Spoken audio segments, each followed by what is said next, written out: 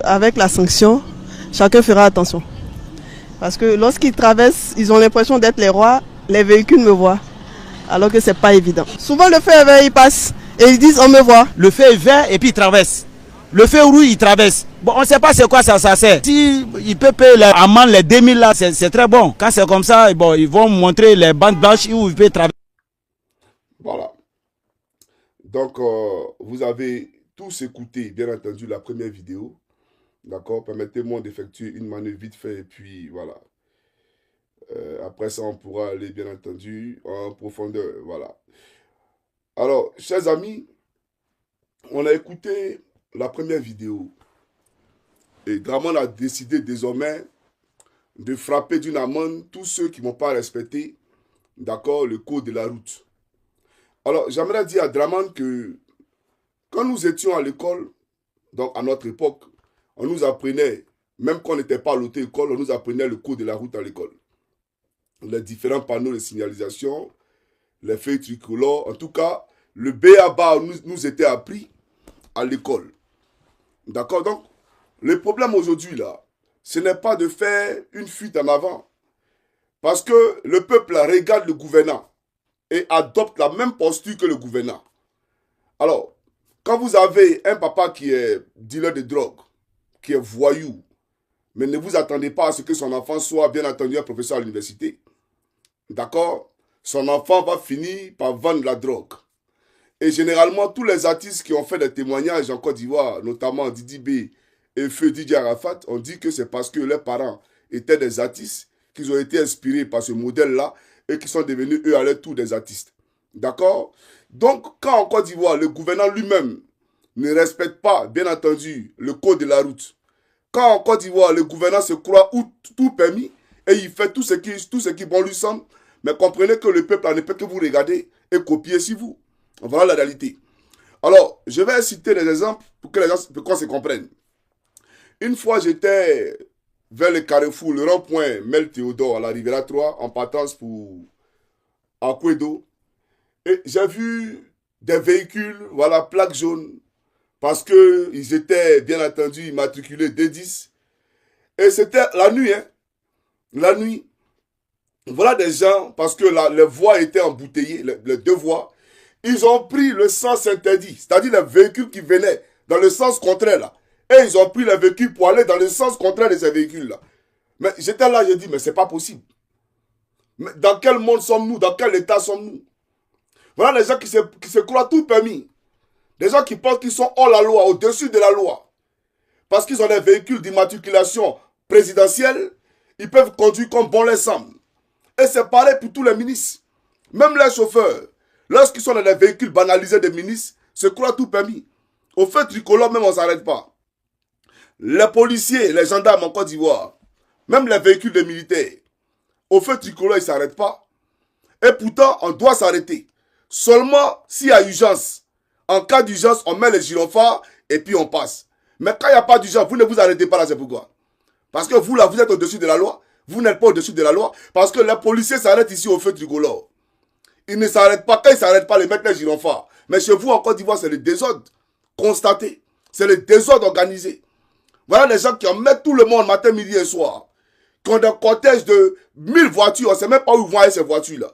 Et vous voulez que le peuple, là, ne copie pas sur vous. Mais ils vont copier sur vous. Maintenant, revenons au fait sur la question de la répression par amende de tous les usagers, donc les piétons. Mais le petit Kouani, quand il quitte au village, et il arrive à Abidjan pour venir voir son oncle, à Yopougon, ou voir son oncle à Djamé, ou à Cocody, qu'est-ce que lui il sait du code de la route? Qu'est-ce que lui il sait d'un fait tricolore? Qui lui a appris ça? Il n'en sait rien du tout. Et puis on vient, voilà, on l'arrête, on dit toi là, on va te donner une amende. Tu vas payer 2000. Tu vas payer 2000. D'abord les 2000, il faut qu'on en parle. Parce qu'il trouve les 2000 où? Ça, c'est un autre volet. Donc, on va parler ça tout à l'heure. Mais le petit Kouani, là, il ne sait pas ce que c'est qu'un fait tricolore. Il est quitté au village. Et vous l'arrêtez dans la rue pour lui dire pourquoi tu as traversé quand le feu était rouge, quand le feu était vert. Tu ne sais pas que c'est pour les véhicules, mais qu'est-ce qu'il en sait? Voilà pourquoi j'ai commencé en prélude en disant que, en notre temps, là, quand l'éducation était véritablement gratuite, parce que autant du feu Boigny, autant de Gbagbo, autant de Bédier, l'éducation était véritablement gratuite. Sous Ouattara, c'est inscrit dans la Constitution que l'éducation est une obligation, mais en réalité, on s'en fout. Voilà, si un parent n'a pas envoyé son enfant 3 jours à l'école, qui s'inquiète pour appeler le parent pour dire pourquoi ton enfant n'est pas venu à l'école? Et même envoyer des forces de l'ordre pour aller demander à ces parents-là d'envoyer son enfant à l'école. Parce qu'effectivement, tu as mis un enfant à l'école. Mais tu ne disposes pas de la vie de l'enfant comme bon te semble. L'enfant a ses droits qu'il faut respecter. Et il a le droit d'apprendre d'après la Constitution. Mais chez vous là-bas, là, ce n'est pas respecté. Il n'y a rien qui est respecté. C'est l'anarchie, le désordre total. Voilà la réalité. Donc, quand les gens ne savent pas ça, quand ils ne savent pas ça, parce que même les enfants en Europe ici qui ont 5 ans, ils savent qu'au fait du colon là, on doit s'arrêter. Parce qu'on leur apprend ça déjà, quand ils sont à la maternelle. On leur apprend ça déjà. Mais chez vous là-bas, la maternelle même n'existe pas. L'école même n'est pas gratuite. Voilà la réalité, les gens se débrouillent, un pays de débrouillards. Et vous vous levez là pour dire, on va prendre les gens dans les rues, ils vont payer 2000, ils vont payer 3000. Mon cher, si tu as trop pris crédit, et que tu es exacerbé par ces crédits-là, et que c'est les Ivoiriens qui doivent rembourser tes crédits, ou bien tu veux maintenant raqueter le peuple de Côte d'Ivoire, il faut nous expliquer. Il faut nous expliquer, on va comprendre. Et puis j'aimerais dire une chose. Le civisme là, c'est d'abord les chauffeurs de Gbaka qui conduisent des véhicules qui ne sont même pas, c'est-à-dire qui n'ont même pas droit à circuler. Parce que la visite technique là-bas, là, on sait comment ça se passe. Tout est corrompu en Côte d'Ivoire. Donc, des véhicules qu'on doit mettre notamment en fourrière, qui conduisent ces véhicules-là, avec un individu très sale, d'accord, qui est répugnant, pas présentable du tout, qui est à moitié dehors et à moitié dans les Gbaka, qu'on appelle communément apprenti. Voilà la réalité. Et ça là, ça ne se fait pas, parce que dans le code de la route là, ça ne se fait pas. Mais en Côte d'Ivoire, c'est ce qu'on voit. Un véhicule qui est en pleine circulation, et il y a quelqu'un qui est arrêté là, qui est accroché, mais lui met sa vie en danger. Vous n'êtes pas au courant de ça? Est-ce que vous n'êtes pas au courant que lui que vous appelez apprenti là, sa vie est en danger? Vous venez en Europe ici, là, vous voyez ça ici? Est-ce que vous voyez ça ici? Donc voilà le bordel que vous créez en Côte d'Ivoire. Et voilà le bordel qui est constaté en Côte d'Ivoire. Donc ne vous apprenez pas aux Ivoiriens. Les Ivoiriens n'ont rien à vous donner. Voilà. Et justement, ces chauffeurs de Gbaka, qui sont ivres pour la plupart, qui prennent le volant. D'aucuns même qui ne passent pas, qui passent des nuits blanches à prendre des thés noirs. D'accord, mais ça c'est du stupéfiant. Donc ils roulent sur le fait des stupéfiants. Donc ils sont des drogués. Parce que je ne peux pas comprendre que même si le fait il est vert, qu'un passager est en train de traverser la voie, ben toi là, tu as une matière grise. Tu as un cerveau pour réfléchir, pour savoir que même si le feu est vert, que quelqu'un traverse là, au moins c'est un être humain. Mais parce que le feu est vert, tu rentres dans la personne, tu lui donnes la mort intentionnellement. Ça veut dire que c'est un meurtre tout simplement. Ça veut dire que c'est un meurtre. Tu vas dire non, le feu est vert, je suis dans tous mes droits. Oui, tu as tes droits, on a compris. Mais tu as quand même la matière grise pour cogiter. Pour savoir que ce que tu as fait là, ce n'est pas normal. Donc, quand tu donnes la mort à quelqu'un intentionnellement, tu dois aller en prison de ce fait-là. Mais ils sont pour la plupart sur le fait de stupéfiants. Voilà, vous avez vu le témoignage de quelqu'un tout à l'heure. Il a dit, c'est un chauffeur de Gbaka qui l'a cogné. Parce que là-bas, l'argent est plus précieux que la vie humaine. C'est ça la réalité. Donc, j'aimerais demander à Alassane Draman Ouattara, lui-même de respecter le code de la route. Voilà. Parce que ici, là, il y a des présidents. Mais on ne nous emmène pas. On ne sait même pas que le président va au travail. On n'est pas au courant de ça. Mais c'est normal. Quand il vient au pouvoir dans la barbarie, quand il vient au pouvoir par les armes, en traumatisant toute une population, c'est normal que toi-même là, tu sois protégé par l'ONU. C'est normal que tu sois protégé dans ta maison par les services secrets israéliens. Donc l'État de Côte d'Ivoire dégage des milliards et des milliards de francs pour ta sécurité. Donc l'incivisme là, c'est toi Draman Ouattara. Au lieu de raqueter les Ivoiriens dans les rues là, toi tu manges 1 milliard de francs, 1 milliard de francs CFA par jour. Donc 1000 millions de francs CFA par jour. Ton budget de souveraineté. 1 milliard de francs CFA par jour. Multiplié par 30. Multiplié par 12 mois. Multiplié par 5 ans. Ça fait combien de milliards que toi, Draman, l'État de Côte d'Ivoire te donne? 1 milliard par jour dans un pays aussi pauvre. Un pays où l'Ivoirien n'a pas au moins 1 dollar pour manger par jour. Toi, tu manges 1 milliard de francs CFA par jour. Et pourtant, tu ne payes pas courant. Tu ne payes pas l'eau. Tu ne payes pas carburant. Habit, tu ne payes pas. On paye tout pour toi. Même pour voyager, tes déplacements là, c'est la Côte d'Ivoire qui paye encore. Même ceux qui t'accompagnent là, c'est nous on paye. Mais toi, tu prends 1 milliard par jour que tu manges. Maintenant, comme ça ne te suffit pas là, c'est aller raqueter les gens qui ne sont pas instruits pour la plupart. Qui ne savent même pas ce que signifie un fait tricolore. Non, il faut donner 2000, il faut donner 2000. Il faut arrêter ça. Ça s'appelle de l'escroquerie morale. Ça s'appelle de la NAC. Voilà la réalité. Et vous êtes tous des voyous au pantalon sauté en Côte d'Ivoire. Voilà la réalité. Vous êtes tous des corrompus. Vous là, vous n'avez pas de leçons de morale à donner à quelqu'un. La Côte d'Ivoire est un pays de merde. Et vous savez ça très bien. La Côte d'Ivoire est un gros bidonville. Maintenant, sur la question des 2000, j'avais demandé à Draman Ouattara, l'homme de Sendou, les 2000, les enlèvent ça où? Ils enlèvent les 2000 où? Parce que la dernière fois, j'ai donné une information que en même temps j'ai profité pour dénoncer. J'ai dit que toutes tes caméras, pas de surveillance, mais tes caméras radar que tu as placées dans toutes les voiries d'Abidjan et à l'intérieur du pays, à l'intérieur pour surveiller la population, parce que tu as peur qu'il y ait un soulèvement populaire. Tu as peur qu'il y ait, bien entendu, un coup d'État. Alors que tu as le père des coups d'État. Tu as le père de l'anarchie. Mais tu as peur que la Côte d'Ivoire tombe dans l'anarchie. Donc tu as mis les caméras de surveillance. Même dans nos plantations en forêt, tu as mis des caméras de surveillance là-bas. Pour surveiller les animaux même quand ils dorment. Voilà la réalité. Mais pour dire quoi? Pour dire que j'ai dénoncé un fait. J'ai dit tes caméras radar sur les voiries là. Est-ce qu'on peut en parler? Parce que moi, Johnny Pacheco, j'ai fait l'expérience. Je roulais à 10 km/h. 10 km/h. Ça m'a pris photo. Ça m'a pris en photo. Et je suis revenu sur mes pas pour rouler à 5 km/h. Ça m'a pris en photo. Donc, tes caméras là, et ils tirent sur tout ce qui bouge. Et ils allument tout ce qui bouge. Ça s'appelle de l'escroquerie morale. Un vol organisé à la tête de l'État. Voilà, le président de la République, c'est un brouteur. Un vrai voleur, un arnaqueur. Tu flashes tous les véhicules. Tu flashes tous les véhicules. Et personne ne peut aller se plaindre pour savoir à combien de kilomètres il a conduit et pourquoi il doit payer une amende forfaitaire. Personne ne sait ça. Personne. Parce que tu flashes tout le monde et personne ne peut se plaindre nulle part. Parce que nous avons une gendarmerie corrompue, une police corrompue, une bande de malhonnêtes qui sont à la tête de la Côte d'Ivoire. Voilà la réalité. Donc tu es un voleur. Un voleur qui veut faire la morale au peuple de Côte d'Ivoire. Un voleur qui poursuit les gens dans la rue dans les 2000. Toi, tu te soucies des Ivoiriens. Ah donc, la vie des Ivoiriens t'intéresse trop. La vie des Ivoiriens t'intéresse tellement au point où tu es soucieux qu'on ne les cogne pas par les véhicules dans les voiries, sur les voiries. Mais champion, si tu savais ça, tu n'avais pas fait de coup d'État. Parce que ton coup d'État était plus meurtrier que les accidents, bien entendu, sur nos voiries. Ton coup d'État était plus sanguinaire, plus barbare que les accidents sur nos voiries. Tu es un voyou, tout simplement. Tu n'es pas au courant de ça. Les Ivoiriens, là, quand ils te regardent, là, et que dans ton camp, personne n'a encore été poursuivi, alors que c'est les criminels notoires, connus de toute la planète Terre, ces Ivoiriens, là, tu veux qu'ils respectent le code de la route? Ils vont respecter ça comment? Toi-même, tu respectes le code de la route. Toi, tu respectes la loi. Tu respectes la justice, tu respectes les droits. J'aimerais vous dire, vous tous, là, vous êtes des prisonniers en sursis. Vous tous, et vous allez faire prison à vie. Quand on va vous mettre en prison, on va prendre la clé pour jeter dans l'eau. Dans l'océan, au milieu de l'océan, que ce soit par, ils appellent ce cuibel là, vous tous. Parce que voilà les gens qui sont au service d'un individu, au lieu d'être au service de la nation. Qui sont au service, qui décident de servir un individu, au lieu de servir la loi. On a vu des gens plus véreux que vous, au temps de Fouet-Boigny, qui ont tué pour Fouet-Boigny, qui ont fait des crimes, qui ont commis des crimes atroces.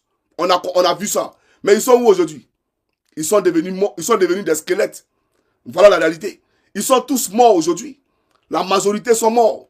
Oufo lui-même, il est mort. Donc tout ce qui a vie là finit par s'arrêter un jour. Donc Draman là, c'est un futur squelette. Hier, il était un spermatozoïde. Demain, il serait un squelette. Et il le sait très bien. Continuez à tuer pour Draman. Continuez à mépriser le peuple de Côte d'Ivoire pour Draman. Continuez à incendier la Côte d'Ivoire pour Draman. Vous n'avez rien compris encore. Mais voilà pourquoi il dit, vous êtes tous des illuminés. Vous là, vous n'êtes pas de Dieu, vous n'avez jamais été de Dieu. La majorité de tous ceux qui sont dans le gouvernement, vous êtes des francs-maçons, vous le savez très bien. Même des pasteurs sont dedans, dans vos loges. On le sait très bien. Donc vous là, vous ne connaissez pas Dieu. Il n'y a pas d'amour en vous. Il n'y a aucun amour en vous. Donc on peut comprendre cela. Mais c'est pour dire, quand tu vas poursuivre les gens dans ton camp, quand tu vas arrêter de nommer des rebelles ambassadeurs de la Côte d'Ivoire au Danemark là, les Ivoiriens vont respecter le code de la route. Il y a un monsieur, un hors-la-loi aussi, avec un cerveau tordu. Toi, tu as venu dire aux Ivoiriens, respecter le code de la route. Pour respecter le code de la route, il faut que la Côte d'Ivoire soit alphabétisée à 100%. C'est ça la réalité. Et je vois les gens, non, il faut sensibiliser la télévision. Depuis quand on sensibilise? On vous a dit qu'en Europe, ici, on nous sensibilise pour respecter le code de la route.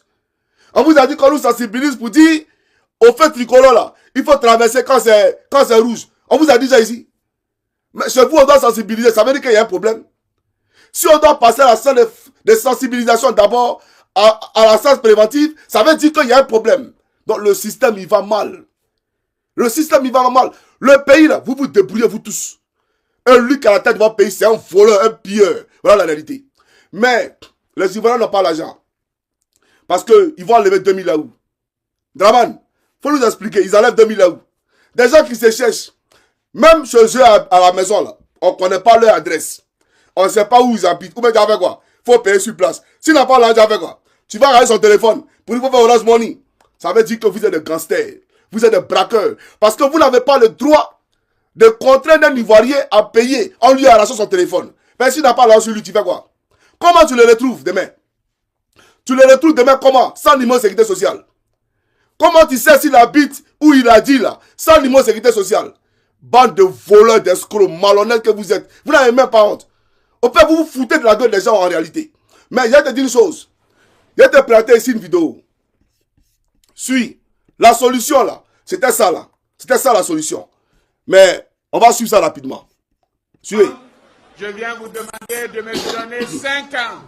5 ans pour redresser la Côte d'Ivoire.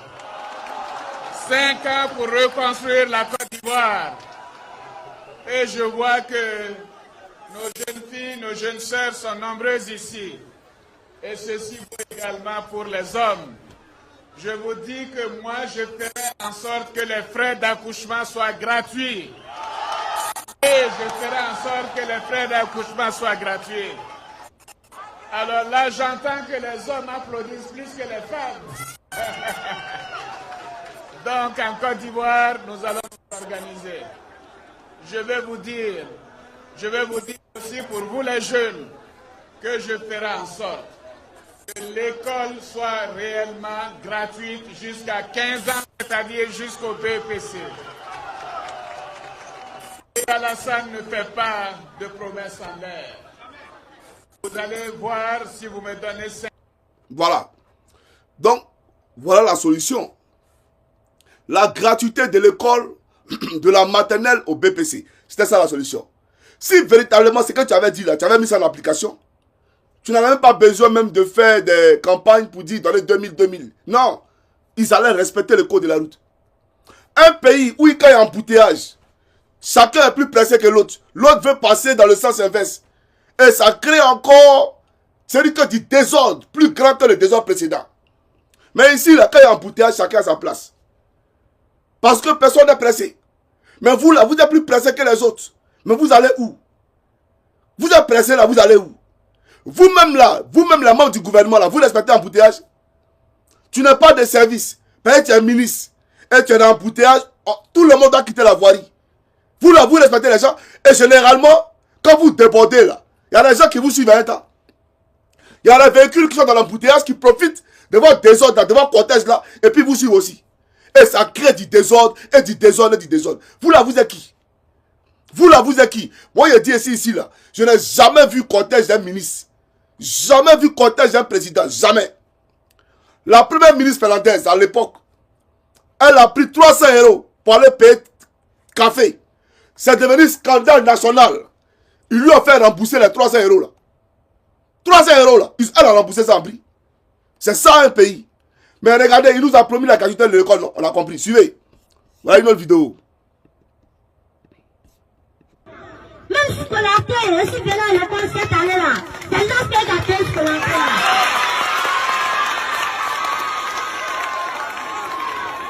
Mais surtout, c'est l'autre qui paye. Vous voyez que l'école va mal. Un enfant au primaire, regardez comment il s'exprime. On est en train de former déjà un futur voyou. Regardez, il s'exprime, on dirait un brigand, un voyou. Si moi là, je vais à l'école là, c'est l'hospitalier qui a payé à l'école. Mais c'est normal. Si le maire, c'est un amuseur public. Si le maire lui-même, c'est un voyou, un illettré notoire. Mais je viens sur toi à l'aspect. Je suis en train de préparer ta vidéo, ne t'en fais pas. Voilà. Tu es le plus grand des illettrés que la planète a connu. Tu es une honte pour la Côte d'Ivoire parce qu'il est très de ta trempe là. Nous, on ne veut pas ça en Côte d'Ivoire. Il faut aller loin de la Côte d'Ivoire. Ton illettrisme là, va loin de la Côte d'Ivoire. Comme ça, nous au moins, on va comprendre qu'il n'y a pas quelqu'un qui est là pour infantiliser notre pays. Mais pour dire à Draman, tu vois le petit qui vient de parler là. Il dit c'est l'ASPR qui a payé son école. Qu'est-ce qu'il va à l'école là? C'est l'ASPR qui a payé. Mais toi, tu nous as dit, dans la vidéo précédente, que l'école allait être gratuite de la maternelle au BPC. Donc jusqu'à l'âge de 15 ans. C'est toi qui as dit. Donc comment se fait-il que ton illettré de l'ASPR mette des caméras, des projecteurs sur lui, d'après lui il a accompli un exploit. Il a payé les frais de scolarité d'un enfant. Donc on filme ça. Vous êtes bête au fait, vous le gouvernement et Draman là. Quand il vous dit que vous êtes bête, là, vous payez ma muse. Il n'y a pas quelqu'un parmi vous qui est intelligent. Même un cerveau, pour vous tous, ça n'existe pas. Vous êtes tous bêtes. Il n'y a pas quelqu'un qui est intelligent parmi vous là.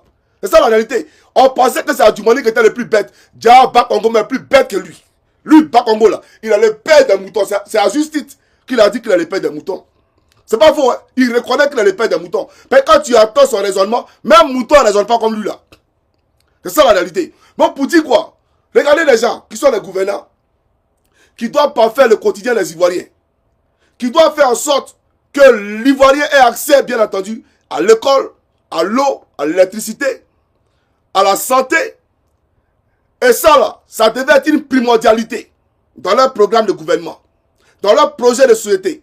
Mais on vient, on met les caméras pour la assis, la pauvreté, la pauvreté, la misère morale pour accompagner. Les gens sont assis et puis on te remercie. Tu as mis un enfant à l'école, mais ce n'est pas possible. Côte d'Ivoire. Mais le discours que je tiens, les gens ne peuvent pas le comprendre parce qu'ils n'ont pas voyagé. Pour eux, c'est normal, parce qu'ils sont à Abidjan. On les a réduits à la mendicité. Donc, ils sont devenus tous des mendiants ambulants. Donc, pour eux, là, c'est normal. L'ASPR, mais c'est pas possible. Ouais, il y a mal. Non, j'ai mal, Seigneur. Non, c'est pas possible. Waouh, c'est pas possible. Mais pour dire à Draman, tu vois, non? Voilà ce que tu nous as promis, là. Donc, ça veut dire que c'était du pipeau. C'était du mensonge.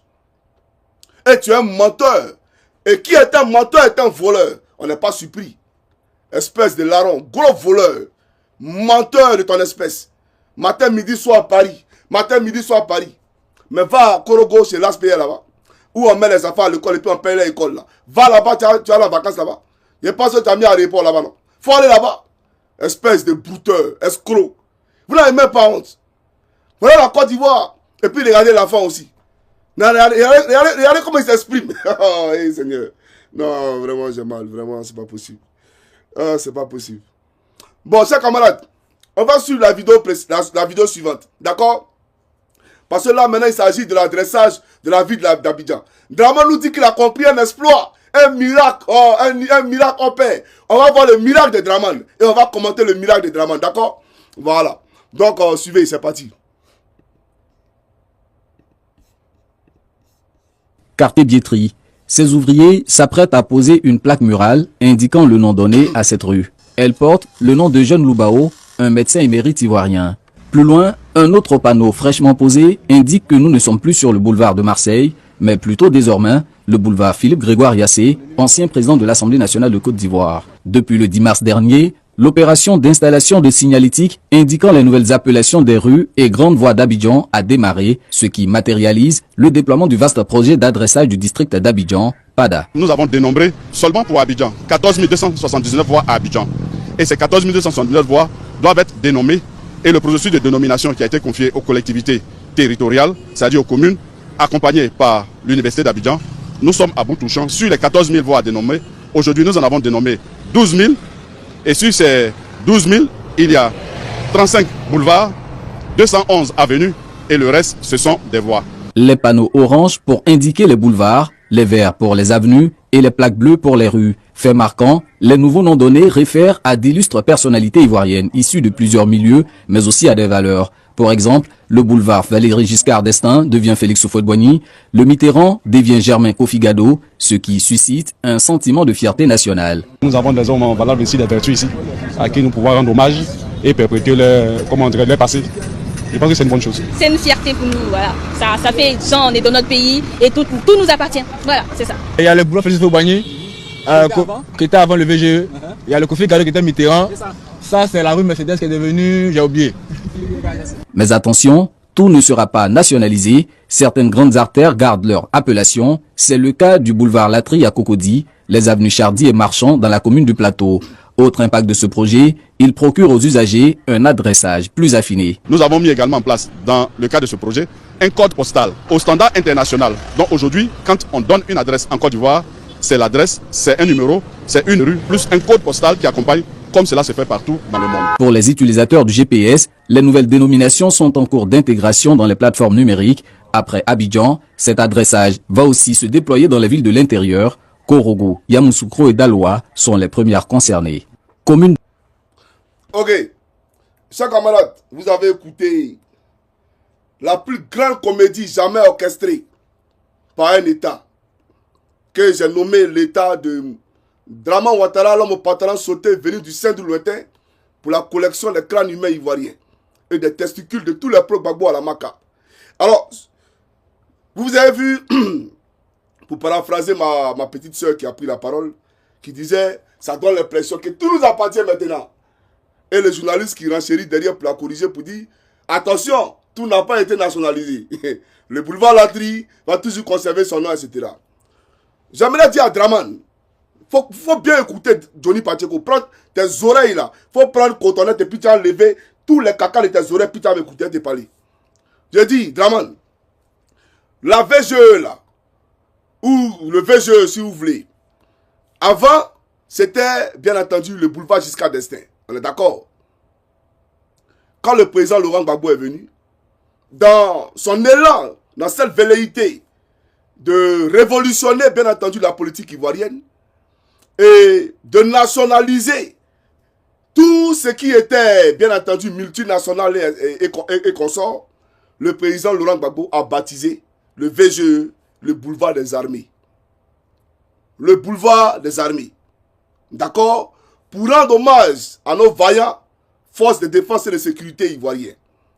Mais Draman, quand tu as pris le pouvoir, le lendemain de ta prise, non, le premier jour de ta prise de pouvoir, la première des choses que tu as eu à faire, c'était de ramener le nom de boulevard Giscard d'Estaing. Tu as ramené ce nom-là. Draman, tu as oublié ça? Mais tu penses que nous, là, tu penses parler à qui au fait? Peut-être c'est les zouaves des moutons de Bakongo, là, c'est à eux tu parles. Sinon, nous, là, on est contemporains de l'histoire de la Côte d'Ivoire. J'aimerais te dire, c'était le boulevard des armées. Laurent Gbagbo a voulu se défaire de tout ce qui était, bien entendu, je dirais, filiation néocoloniale, etc., etc. Mais quand tu es venu, tu dis non, non, non, non, non, boulevard des armées, là, c'est pas juste. Tu as ramené boulevard Giscard d'Estaing. Donc, tu as recolonisé la Côte d'Ivoire. La banque de financement de l'agriculture, la BFA, le président Gbagbo a dit que ce n'est pas normal.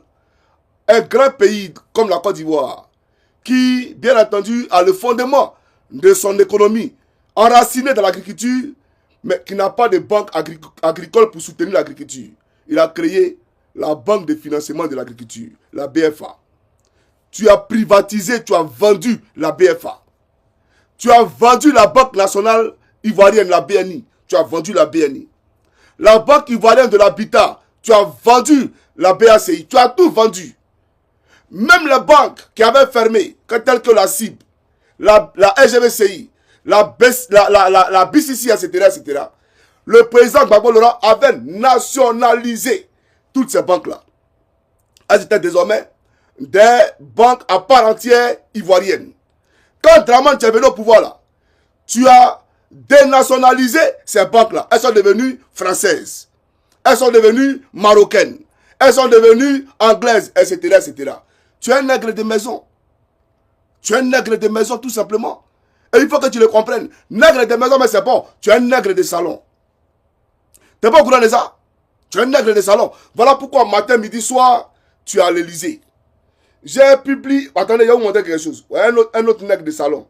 J'ai gardé ça, mais je pense que c'est le moment de présenter la vidéo parce que, voilà, quel autre moment trouverai-je pour présenter cette vidéo-là? Permettez-moi de la trouver rapidement. Regardez ici. Vous-même, regardez. Regardez vous-même. Qui s'impatiente tapote alors son homologue français et lui tend amicalement la main à son tour. Trump et Macron se serrent la main. À côté, le président gabonais qui s'impatiente tapote alors son homologue français et lui tend amicalement la main à son tour. Vous voyez, quand vous dites que vous faites la honte de l'Afrique, là, vous pensez qu'on s'amuse. Vous pensez qu'on s'amuse. Vous faites pitié au fait. Vous faites pitié au fait. Et il faut que vous le compreniez. Donc ça vous dit, voilà ton modèle là. C'est lui qu'au Gabon là-bas, c'est mon modèle là. Non, je suis venu pour pas faire la vie des Gabonais. Je suis venu pour la démocratie, etc. Voilà votre modèle là. Pour aller vendre le Gabon encore. Qu'est-ce qu'il a fait qui est différent d'Ali Bongo? Il n'y a aucun souverainiste à la tête d'un État africain en dehors de l'AES là. En dehors de l'espace AES, personne ne se bat pour les pays africains. Personne. Vous êtes tous des vendus. Vous êtes tous des vendus et vous le savez très bien. Mais j'aimerais dire, revenons au fait. Le système d'adressage de la ville d'Abidjan. Mais ça là, au plateau là, les panneaux existaient. Quand tu vas au plateau, depuis Oufouébani, les rues existaient. Même à Cocody là. Cocody ambassade. Les rues là existent. Les rues sont bien entendu numérotées. Et on a donné des noms à ces voiries là. Ça existe vraiment. En Côte d'Ivoire, il y a longtemps, il y a rien d'extraordinaire. Faut pas distraire les gens. Bon, on suppose que tu as fait un travail majestueux. Mais Draman, faut mettre le nom de Gbagbo Lora, de Guillaume Soro et de Tidiane Thiam sur la liste électorale. On va voir quelque chose. Comme tu as adressé la ville d'Abidjan. D'accord? On va voir quelque chose. Puisque ton bilan, il est élogieux. Donc, il faut faire quelque chose là. Il faut faire. Et puis, on va voir. Les Ivoiriens vont te ramener l'ascenseur dans les unes. Comme ton bilan, il est inattaquable. Et quand tu as adressé la ville d'Abidjan, il faut faire, on va voir. Mais ça pour te dire, les Ivoiriens là, d'après toi, tu as numéroté les rues, tu as donné des noms à des rues, etc. Mais Draman, en Côte d'Ivoire là, la Côte d'Ivoire que nous on connaît à Abidjan là, quand tu es malade, que tu appelles une ambulance, l'ambulance vient te chercher à la maison. Ambulance vient te chercher à la maison. Tu dis non, tu as donné un code postal pour chaque quartier. Mais le code postal existait depuis. Les BP 1022, BP 2100, BP 2012, etc. Moi-même là, quand j'étais en Côte d'Ivoire, mon papa avait un code postal. Et en Côte d'Ivoire, on paye pour avoir un code postal. En Côte d'Ivoire, là, on paye. Donc, en Europe ici, là, il ne faut pas venir te foutre des Ivoiriens. Quand le code postal, il existe là, et toutes les maisons sont adressées là, l'État de Côte d'Ivoire ou l'État français, l'État finlandais, l'État norvégien t'envoie ta poste jusqu'à ta boîte postale. Ta boîte à lettres là, on vient déposer tes postes là, tes lettres là, on dépose ça dans ta boîte à lettres. Il ne s'agit pas d'adresser pour adresser. Le système de la poste, est-ce qu'on peut en parler? Comment la poste fonctionne aujourd'hui en Côte d'Ivoire, est-ce qu'on peut en parler? Non, on a adressé la ville d'Abidjan.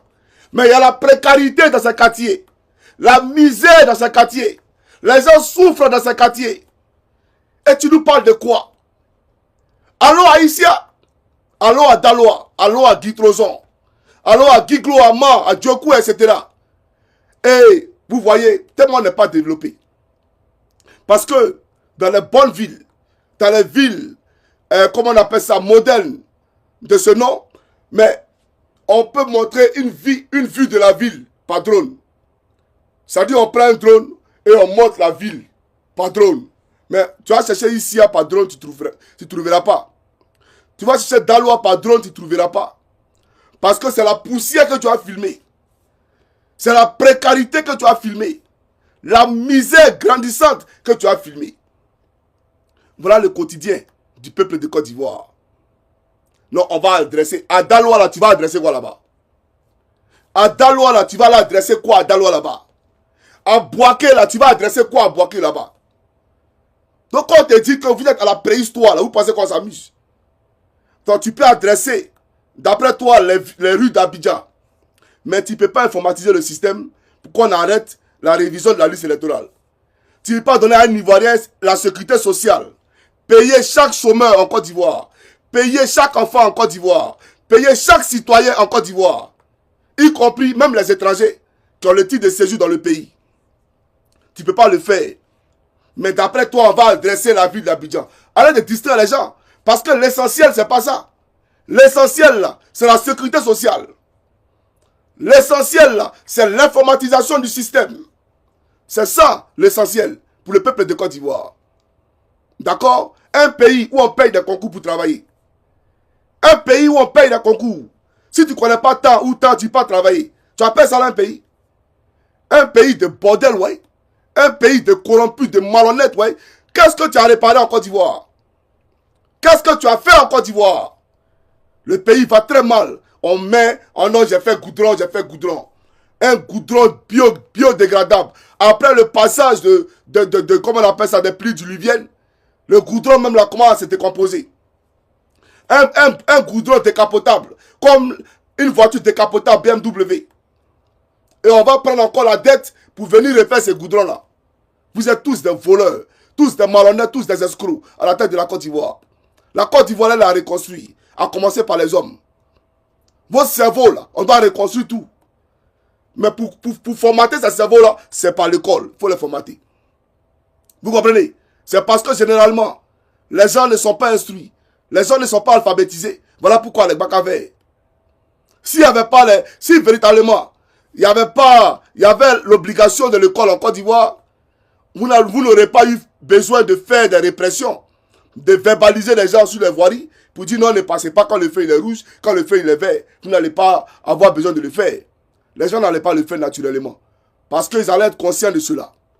Quand on allait parler de la question du franc CFA, ils allaient savoir de quoi il s'agit. Parce qu'ils ont étudié cela. Mais les gens qui ne savent même pas de quoi il s'agit, c'est normal. Donc ceux qui font, bien entendu, qui ne respectent pas le code de la route, qui passent en même temps que les Baka passent là, mais c'est les microbes du Baka vert là. C'est eux qui sont sur le fait des stupéfiants. Un pays de vendeurs de drogue. Un pays où les gouvernants sont les vendeurs de drogue. Aujourd'hui, la Côte d'Ivoire est blacklistée. Même pour faire un transfert pour aller, c'est-à-dire que tu as envoyé l'argent à Abidjan, on te regarde mal en même temps. On te regarde mal. Tous les Ivoiriens, 95% des Ivoiriens qui vivent en Occident ici, là, Western Union les a bloqués. Parce que la Côte d'Ivoire n'est pas un pays sûr. La Côte d'Ivoire est un pays de blanchiment des capitaux. La Côte d'Ivoire est blacklistée par les États-Unis. C'est ça la réalité. Et donc, tu as envoyé la Côte d'Ivoire au fond du trou. Toi, Draman, tu as envoyé la Côte d'Ivoire au fond du trou. Tu comprends ou pas? Un pays de corrompus, de malhonnêtes, chacun a 20 voitures, 30 voitures. Et ça ne va pas quelque part. On ne se demande même pas où ils ont enlevé cet argent-là. Vous allez venir faire la morale aux gens. Vous voulez vraiment qu'on construise la Côte d'Ivoire? Est-ce que vous voulez vraiment qu'on construise la Côte d'Ivoire? Mais tu n'es pas prêt pour ça. Parce que construire la Côte d'Ivoire, mais va sous-entendre que les Ivoiriens seront regardants sur la gestion de l'argent que Draman a dans sa main. Donc, on va regarder désormais tes faits et gestes. Ça ne t'arrange pas. Il faut que tu sois le donateur par excellence. Quand tu arrives dans les villes, on dit non, Draman est venu. Je donne 5 milliards ici. Je donne 20 milliards pour l'applaudir. Notre argent. Il veut se jouer les généreux avec notre argent. Espèce d'escroc. Tu penses qu'on doit te remercier parce que tu as fait goudron? On doit te remercier parce que tu as fait adresser à